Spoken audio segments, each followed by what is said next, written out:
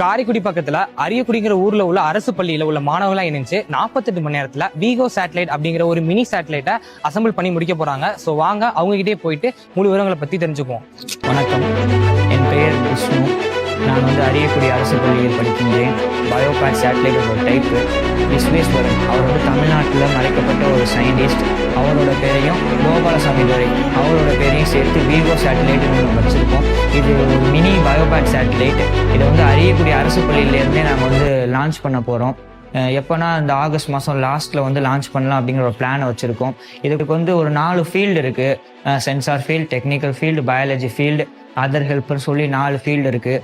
அந்த 4 ஃபீல்டோட லீடர் தான் நான். கடந்த 2 வருஷமாகவே இதை பற்றி நான் ஆராய்ச்சி பண்ணிக்கிருந்தேன்.